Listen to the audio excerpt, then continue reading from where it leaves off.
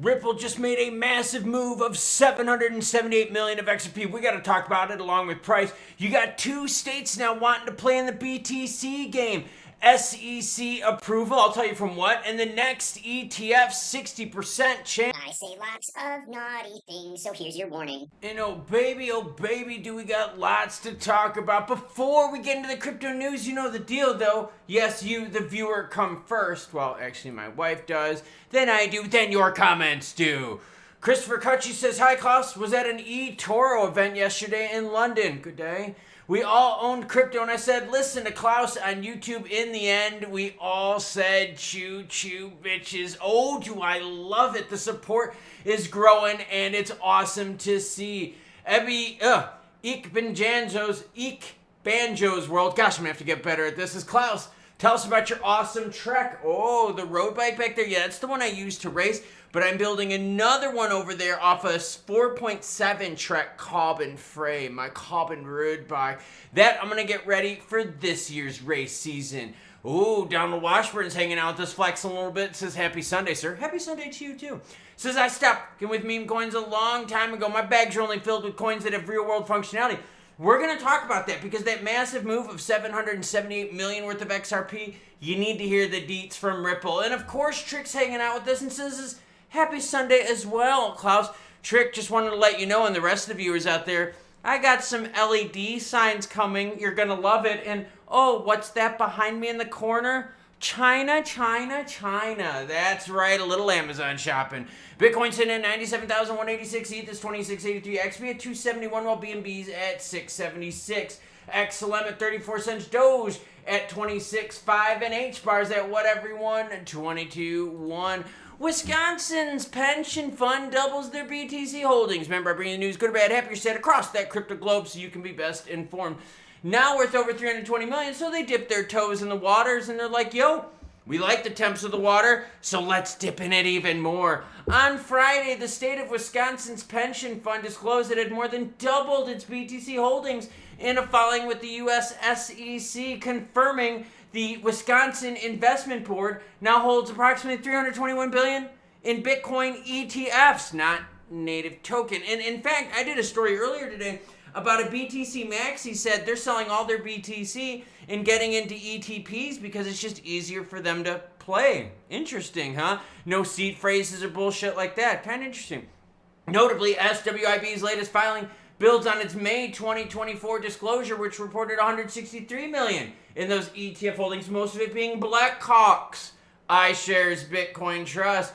Beyond Bitcoin ETFs, SWIB is also invested in various crypto-related companies, including Coinbase, Marathon Digital, Riot Platforms, Block, and MicroStrategy, now known as Strategy. So yeah, getting a lot into the miners. I like this. I like the diversification of the holdings here, right? You're going with the ETFs. You're also getting into some miners. You're also getting into some proxy companies. I'm cool with that. Oh, Texas Senate hearing on Bitcoin Reserve opens discussions. Oh, baby. Texas now is looking at it. Texas is set to discuss a BTC reserve on February 18th, but experts caution it may only be symbolic unless immediate plans are revealed. Yeah, states are slow too. I mean, like, I gotta be honest with you. I'm not the fastest runner in the world, but if, like, the state and federal governments were runners, they would actually be considered walkers. They're that slow.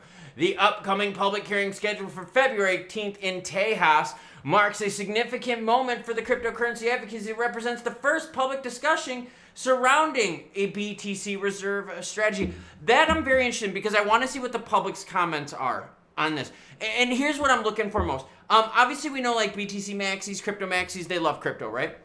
But I want to see how many people actively oppose this stuff, right? Because think about it, right? In the comments here, you know, a lot of us are going to be pro XRP. You know, a lot of us are going to be pro crypto. But what about the people that are, like, anti-crypto? Are they going to show up? So, yeah, if anything comes to that, I'm going to share it with you because, yeah, I want to see what the naysayers are saying. Oh, by the way, that SEC filing from the Wisconsin State Investment Board, yeah, I've got this and everything else linked where everyone down below. Yo, they own a ton of stuff. Eaton, Dole, Fabrinet, GreenPack. It's just a whole bunch of crap. You can read it if you want to. Okay, Cardano now. ETF approval odds at 60%. Kind of a golf clap because it's like small, so it's like a pequeño golf clap, like a little one. Cardano ETF approval odds at 60%. ADA has caught the attention of investors following the announcement of Grayscale's file for Cardano spot ETF on the 11th of February. Wow, lots of news happened while I was gone. As of this writing, ADA was trading at 79 cents with a peak volume of 3.6 rise in the last 24 hours. Okay. Let's get into the meat of it. Grayscale has recently filed for a Cardano ETF, with the NYSE showing rising interest in institutions, suggesting that Cardano could anticipate billions in liquidity inflow for the next few months. Hold on, let me do the thumbnail. Melting faces, billions.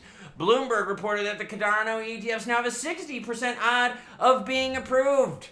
But if they identified as a Zhija, they would have 100. No, that's not in this article. I was fooling you. While investors eyed the 27th of March as the first deadline for SEC approval denial or extension, previous SEC regime was always about like, yo, we need more time for comments. We need more time. And like, they would do this time and time again. I want to see now what happens with this current regime if they start expediting the process. Following Cardano's price drop in December last year, large-scale investors have slowly been accumulating ADA despite its price consolidation. ADA right now sitting at, what everyone? 77 cents. Oh, and what happened to all of Charles's rumors about, I'm working with the White House. I'm working on the, and like his name was never mentioned in anything. Dude. You wish you were involved, but you are the man on the outside. Ripple moves 778 million in XRP in 1 second, and it costs only a fraction of a penny. Okay. I think that's good, but I also think it's bad.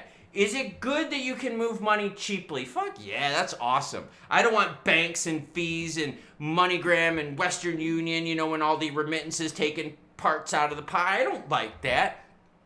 But how the hell are you going to make money when it costs a fraction of a penny? Come on now, girlfriend. This is kind of a glass half full, glass half empty thing, right? So the tech is good because it's fast, it's very inexpensive, it's secure. We love those. But if you're running a business, you sure as fuck ain't making money on transactions of a penny. By the way, XLM, Stellar Chain, it's like the same thing, and everyone's like, oh, but bro, when USDC launches on the Stellar Chain, it's going to be minting so much money because of the burn rate. Hasn't done jack shit Ola. If this was Halloween, that was a jack shit-o-lantern. Because, like, you know, like a jack-o'-lantern, and I just threw a shit in there. Come on now, work with me, okay? It's Sunday. So, yeah, I think this is cool because this shows the tech and how awesome it is to move money. But if you're a business, you don't make much money on that, do you? So don't look for the burn rate of XRP to put a squeeze on the supply, because holy crap, it would take thousands of years to eat through the dump. This event has sparked discussions within the cryptocurrency community regarding the efficiency of XRP's underlying technology and its potential role in the future of finance, which is awesome. But again, how do you make money on it? The speed and cost effectiveness of the transaction underscores XRP's utility as a bridge asset. Again, I think it's cool, but it doesn't use a lot of gas, so it's not going to be putting a lot of pressure on the market. And since these transactions are handled OTC, they don't affect the prices on the exchanges. That doesn't help us either. Good tech, not making money on it. Okay, you tell me if that's good or bad. Let's start swinging on over to crypto price, fear and greed. Right now we're sitting at 41. Fairly neutral, a little bit more on the greed side than fear side than anything. 34 out of 100 represents BTC season. Market cap 3.2 trillion. Volume sucking major balls this weekend, but we know it's going to roar back up on Monday. And by the way, you do know that this next week, by Friday, it's the deadline for when they tell us what the current regs are in the crypto community. That's big because that can then give companies that are fighting against the SEC the clear rules to say, oh, these are the regs, you dumbasses. We didn't break any of them. Now let's swing it on over to XRP specifically. We can see XRP floating around right now at that 270 mark, 271 specifically. Zooming out to the 7 days, and you can see, hey, we were floating at 240. We pumped up that good 15% since, and we've been kind of holding on to it. Are we at the 280 mark? No, but we're still hanging around the 270 mark. And again, my alerts are set where, everyone? I'm going tight on this one. I'm going 270 and 285 now, okay? 270 and 285. I'm just want to see what happens, because if we break through the 270, does that push us back on down here, or do you think we can hold it? That's why I want to watch that 270 action. Now let's swing in onto those candlesticks and see what homegirl is showing us. And oh baby, I love the night mode, because for my light sensitive eyes, it just looks so much better. Okay, so here's the move after the run up on the 14th of February. Happy Valentine's Day, XRP holders? Yeah, I think so. You had this nice juicy candlestick right here. Then you had these attempts right here. Now look at these attempts, okay? Highs at 283 on this one, 283 on this one, and what? 282.4 on this one. So you could see, right? 283 in the market was like, yo, we're not ready for this yet, okay? You see we've bounced up a little bit right here, right around the 270 mark. You got double candlesticks right here at lows of 268, popping right back up from 270 on that action. So again, near-term support right around that 270 mark. Volume, again, got quiet, okay, since this February 14th action. But overall, volume is still really happy, and I'll be honest with you. This is Sunday Bloody Sunday right here, okay? We had a couple weeks of sideways action, and now we're working our way back on up. We've almost completely erased the damage from Sunday Bloody Sunday. Super Bowl Sunday was a bit boring, as you can see right here. Price-wise, not much candlestick action on that. And again, we moved up on February 14th. But how are you going to make money? Especially those out there that talk about, oh, gas fees and supply squeeze. If every transaction's only a fraction of a penny, that's not a lot of profit to work with right there. You got some razor slim margins, girlfriend. But anyways, that's the news. All right, so we got a couple of states mulling over the whole idea of BTC reserves. One of them's doubled its holdings, ETF products. The other one's thinking of getting into it and is looking for public comments. I really want to see what are the haters' reasons for being haters at crypto. I really want to see that, like what's people's main objection to crypto? Because think about this, right? If you wanted to change something at home or at work, one of the best things you could ever do is go after the haters, right? And then you convince the haters that, hey, it's not that bad. Then once you get the haters on your side, everyone else kind of comes along with it. So that's why I want to see what the haters say. In terms of Ripple moving tons and tons of XRP for fractions of a penny, dude, the tech is cool. It's undeniable. It's cool, it's safe, it's fast, efficient, love it. But it doesn't really make you much of money, so then it begs the question of where they're going to be making that money from. From their stable coin holdings, right? So for all those channels out there, they're like, oh, the burn rate with transactions, tell them to shut the fuck up and that they're dumb AF and that they should be humping a fucking doorknob. Because for real, the gas eaten by these transactions is nothing and you ain't getting rich off of it. Speaking of getting rich, do you think Cardano is going to benefit? ADA is going to benefit from a little bit of the ETF pumperoni? I got the heat map up on the screen right now, and to be honest with you, it's not Sunday Bloody Sunday, but instead it's boring Sunday morning with price action. So yeah, that's the deal. I do have a bunch of LED stuff coming. I actually got 2 displays in right here. I'm going to have to set them up and work on that. Keep your eyes open for a little bit of choo-choo bitches signage. Just throwing it out there. Just throwing it out there for people that watch at the end of the video. I'm slowly but surely getting back into the swing of things. I've got a whole bunch of empty top loaders ready to do. I've got a whole bunch of like auto slabs. Raleigh Fingers auto slabs, Pete Rose, Frank Thomas rookie card auto slabs, Luis Roberts, Harold Baines rookie card slab, another Frank Thomas rookie card slab, another Jose Canseco. So yeah, got to talk cards here one of these days. We're going to talk crypto too, and we're seeing shorts, right? We're starting to dump more shorts on the channel. Let me know what you think about that down below.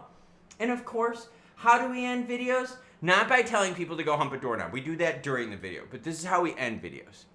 Choo-choo bitches.